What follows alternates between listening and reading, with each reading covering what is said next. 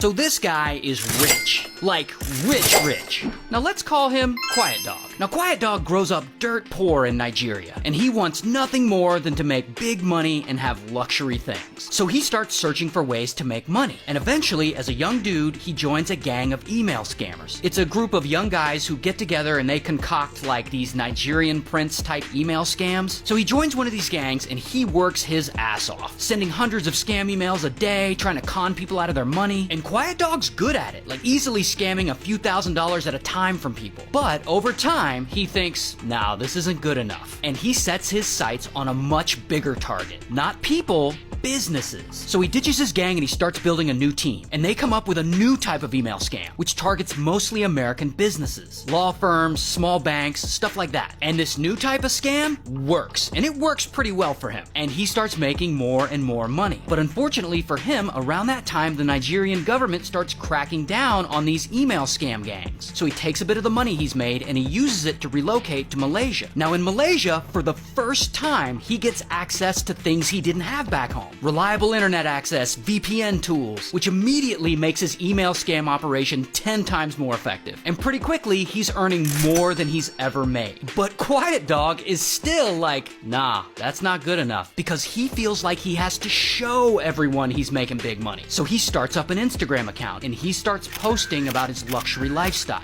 Mostly just him posing, wearing top-of-the-line brand clothes, nice watches, stuff like that. But it works, and his Instagram starts blowing up. People love his rich guy lifestyle. But Quiet Dog is still like, nah, it's not good enough. Because a few years later, he moves to Dubai, the absolute capital of luxury bullshit. And here is where he steps up his online business scams. And by this time, he and his crew, with each scam, they're making $1 to $5 million a couple of times a week. And this is where his Instagram posts get really flashy. Like here he is leaning on a Bentley, leaning on a Lamborghini, leaning on a Rolls Royce, taking trips to exotic places, flying in private jets, and lots of shopping. And his followers are way into this, like he is such a rich guy. In fact, they like his luxury posts so much, his Instagram hits 2.5 million followers. Now, of course, a lot of his fans are watching him spend millions and millions of dollars on stuff, and they're wondering, what the hell does this guy do for a living? And he always just brushes this off and just says he's a real estate developer. I mean, he put it right there in his Instagram bio. But at some point, brands start noticing his success, and he starts doing brand collabs with luxury brands. Versace, Burberry, Louis Vuitton, and his personal favorite,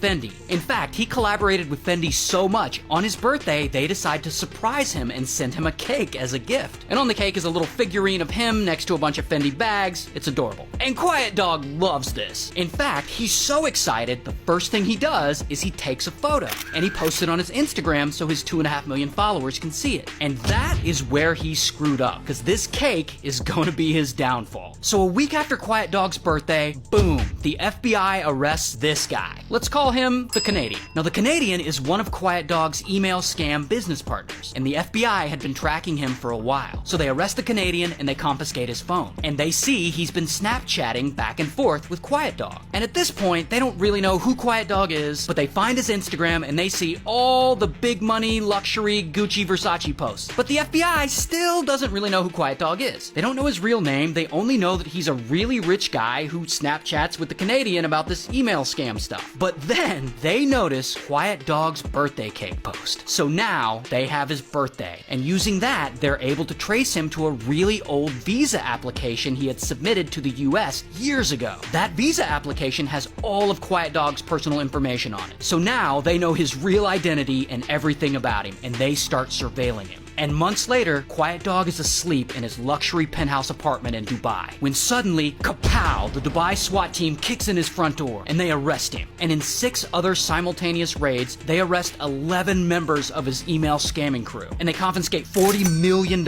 in cash, 47 smartphones, 21 laptops, and 13 luxury vehicles. And allegedly, over all that time, he and his email scam group scammed over $456 million.